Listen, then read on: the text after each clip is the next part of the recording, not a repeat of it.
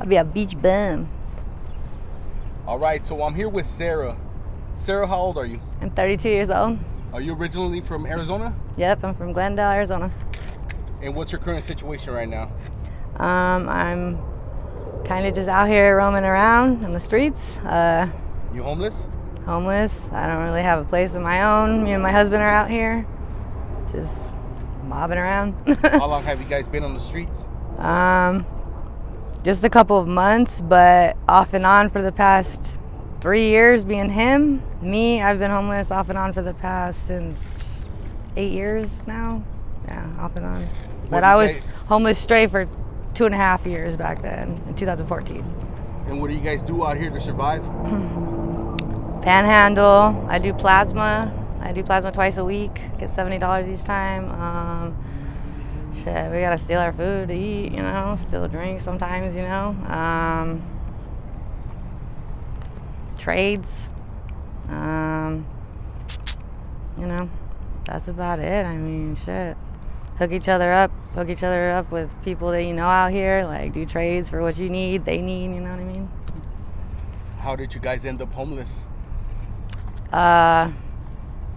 Well, I've been a drug addict like since I was probably 13, and he ended up out of the military, getting on fentanyl when it came big out here a couple years ago. We ended up meeting. I had never done it. I was working at CBI at the time. I was sober for 4.5 years. Had a postpartum episode, and I have 2 sons. I have a 5-year-old and a 2-year-old right now, and I had gone to the hospital for postpartum, and I came home from the hospital. My sons weren't there. They were my brothers, and DCS got involved, and I just like lost my shit and got back on drugs, you know, did the fentanyl thing, and just been doing it ever since. And that was a couple of years ago now. So you were working at CBI, you were working at a rehab place. As a tech, yeah. I guess just seeing it in my face, like, and then the stress of like dealing with everything that was going on with, like, I mean, I was a mom, man. Like, I had everything I wanted. Like, I had a life. I had my babies. I had, you know, like, I was a single mom and stuff, but like, it got to me, you know, like when I came home and I don't hear my kid. Like, I had my son sleep with me every night, you know. I didn't hear him wake me up in the morning, and I didn't hear him at all. I see his toys in the house, you know what I mean? Like, I just couldn't take it. So eventually I just broke, you know, like, just said, fuck it. Like, why am I sober? Like, I have nothing to lose, you know what I mean? So. Where are your babies at right now? With my brother, and then my baby, my 2-year-old, he's with the biological dad, and then my husband's sister, she's a pastor, so she takes him on my days right now because she knows our situation. Yeah. You said you were out here on the streets since 13? Since 2014, when my dad passed away. Yeah. Off and on since then. But straight, 2014, he died June 7th. I was like homeless for 2.5 years after that. Way different back then. Now there's way more homeless population out here. Way more drugs out here, you know. And I mean, I haven't been homeless since then. I got my shit together. Like I said, I was working at CBI and had my kids. And then me and him got together, and all the stress. And then, I mean, our families basically wrote us off. My mom's been trying to help us, but like, she's 75. She deserves her own life. You know what I mean? Like, so they pretty much already gave up trying to help out? Yeah. I don't think his family knows what to do with him. He's 42. He's older, you know. He's never been through this. My family, like, every time I fuck up, they're just like, bye, like, write me off, you know. But so I don't think my mom knows how to deal with it, but, you know. So. At what age did you start messing with the substances? Started smoking weed and drinking at 13. I started doing meth literally when my dad died. I got the call my dad died when I was 23 years old. And I started straight with the needle. I was in the slopes picking people up to go to a Tech Nine concert, and I got the call at 7:30 p.m. that my dad had passed away. And I'd never seen anybody do it in my life. Never seen anybody do hard drugs, you know. I was like a good girl, you know. And I was just like, please do it, you know. Like, my dad was everything to me, everything. Yeah. And so I just didn't want to feel anything in the world, you know. So yeah. you came from a good childhood. Good childhood, good parents, Christian. Like, my dad was just sick my whole life. That was the only thing, you know. I got 2 older brothers. They're dicks, but I still love them, you know what I mean? Like, but I mean, they just don't get it, you know. They're not addicts. One of them kind of is, but not hard shit, you know. They just don't get it. I mean, they tell my mom that it, like, when I go home, throw her the fuck out, you know what I mean? Like, why would you want that on your little sister? Like, I would never want it on anybody, you know what I mean? I would never let anybody I know be out on the streets homeless and shit, hungry, thirsty, you know? So, yeah. But yeah, maybe they're just pissed off. I don't know why, man. I'm a good person. Like, I do everything for anybody. I'll give my last fucking anything to anybody. And I've never done anybody in my family wrong, you know what I mean? Like, I just didn't know how to grieve, you know? And I didn't know how to be at the house. I don't know how to be without my kids there. I don't know how to be not, like, serving the purpose that I felt like was my life, being a mom, you know, that was my life, you know, and it just was ripped away from me, and it's just like I have nothing, no purpose now. The streets is like just walking around, shit. That's all I do is sit around at home anyway if I don't have my kids, you know. So where do you guys go sleep at night? Do you guys go to shelters, or do you have a tent? We got tents and stuff. We like camping and stuff when we had places to stay, you know, but we don't have them out here right now. We just basically like post up against a wall or something and in a bush, wherever. Cops ain't gonna fuck with us, you know. Anywhere? Yeah, just wherever people ain't gonna fuck with us, you know. So. How dangerous is it out here on the streets? If I was by myself, I would say it's a lot more dangerous than it is me walking around with 3 guys, you know. Yeah. But when I was out here by myself, a lot more shit. Like, nothing's happened to me since I've been out here with him, you know. But back then, I mean, sexual trauma, you know what I mean, kidnapped, I was trafficked, stuff, all kinds of stuff happened over and over and over, you know. That's the first time when you were homeless on the streets? Mm-hmm. You were by yourself? By myself. Like, there was other homeless people. I was over by, like, Bell in the 17 at that time. I don't know why I mobbed up that way, because I was from Glendale, you know? Yeah.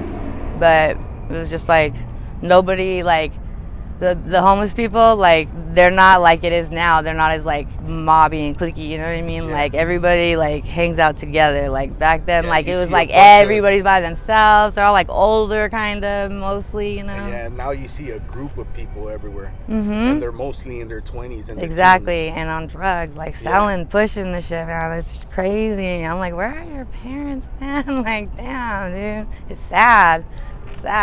Do you remember the first day when you ended up homeless? I remember, yeah, because it was the day of my dad's funeral. Yeah. Where did you go that day?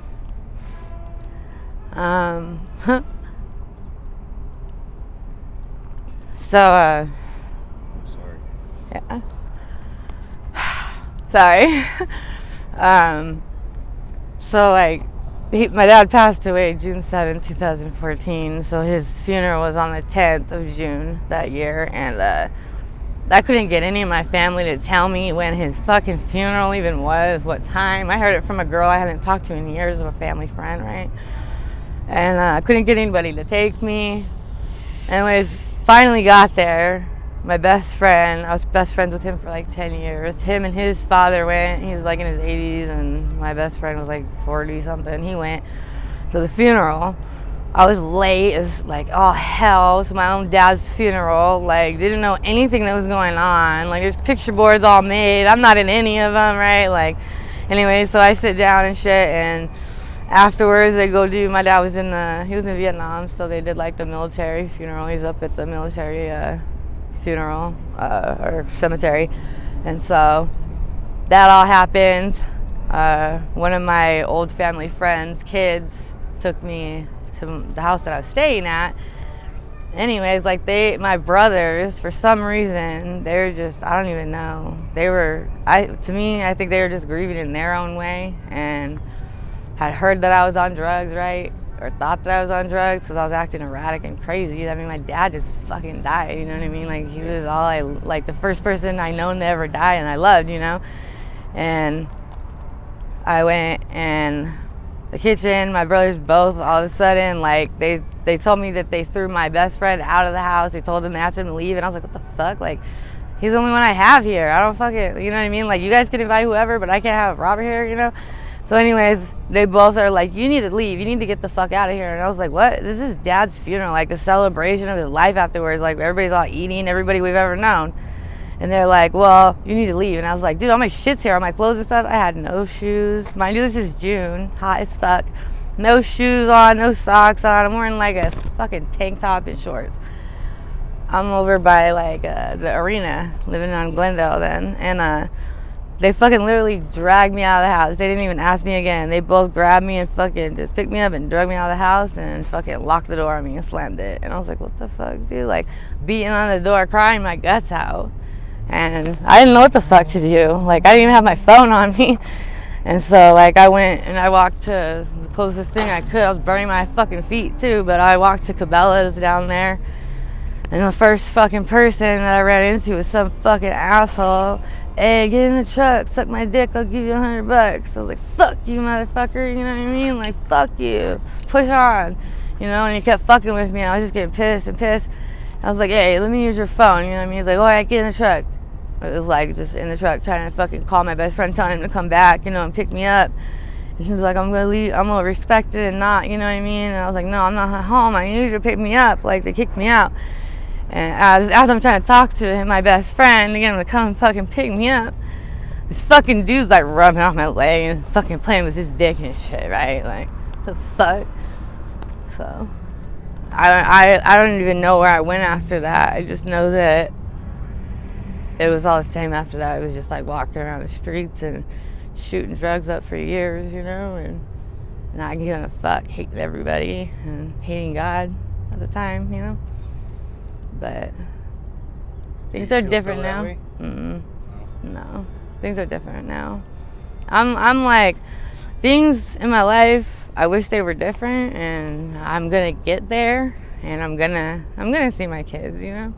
Do the streets get easier when you're out here as time goes by? Does it get easier being out here? Actually, I think it gets a little harder because you get more tired of this shit, man. Like, it's just like, damn, dude, like, I just want to fucking go home. I want to fucking be able to go in my fridge and just pop a drink open, you know. I want to cook some fucking SpaghettiOs so I eat them out of a damn can, you know what I mean? It's like, I want to have my car back. Like, I had a life, so I know what that life is. And instead of, like, this, like, just walking around doing nothing, you know what I mean? It's like, what the fuck? I want to be able to do my hair and my makeup and look like I used to and see my fucking kids. And why does my family hate me? You know what I mean? Like, so I don't hate God. Like, I'm very, like, spiritual and stuff. Like, lots changed since then. I went to the Phoenix Rescue Mission back then. It's a very good place, and I was there for 8 months and changed my views on a lot of things in this world. And that's why I look at everybody with love and goodness, you know. There's a lot of bad people in this world, but I think that there's a lot of good ones too, with a lot of heart. And a lot of people out here help you, like a lot more now than they did back then too. You know, people come out here and cook for the homeless and stuff like that.